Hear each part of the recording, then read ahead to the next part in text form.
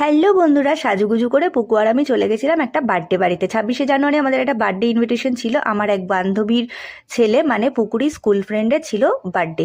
সেখানে সত্যি কথা বলতে পুকু যেন ফ্রেন্ডটার সাথে তেমন একটা ক্লোজ নয়, কারণ পুকুদের সেকশন একদম ছোট থেকেই আলাদা, কিন্তু আমরা কেজি 1 থেকেই ছিলাম বন্ধু। যাই হোক, আমরা অনুষ্ঠান বাড়ি গিয়ে দেখি আমার বান্ধবী তখনও আসেনি, কারণ ও সাজুগুজু করছিল খুব সুন্দর করে, সেজে গুজে পরে এলো, এই যে ও এসেছে।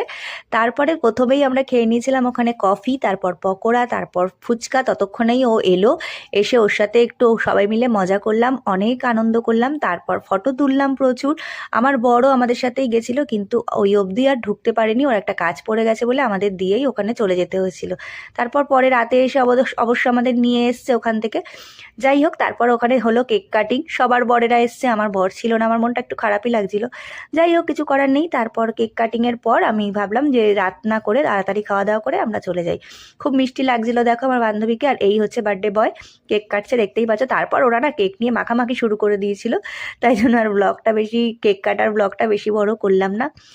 তো আমার বান্ধবীকে তো আমরা হা করে দেখছিলাম, ও খুব সুন্দর করে মাম্পি সেজে এসেছিল। মাম্পি, যদি ভিডিওটা দেখিস তোকে খুব মিষ্টি লাগছিল। আর খাওয়া দাওয়াও খুব সুন্দর হয়েছিল, রাধা বল্লভী ছিল, তারপর ছিল পনির, মানে মাটার পনির, যেটা ভীষণ টেস্টি হয়েছিল। আমি তো দুটো রাধা বল্লভী খেয়েই পেটটা বেশি ভরে গেছে। তারপর ডিমের ডেভিল ছিল, আমি না নিয়ে নি ডিমের ডেভিলটা। তারপর ছিল ফ্রাইড রাইস, চিকেন কষা, চাটনি, পাঁপড়, মিষ্টি। তারপর বরকে ফোন করলাম, যেহেতু অনেকটা রাত হয়ে গেছে, বর আর খেতে আসেনি। তারপর তিনজনে একসাথে বাড়ি চলে আসলাম। একটা ছোট্ট মিনি ব্লগ তোমাদের সাথে শেয়ার করলাম, কেমন লাগলো জানিও।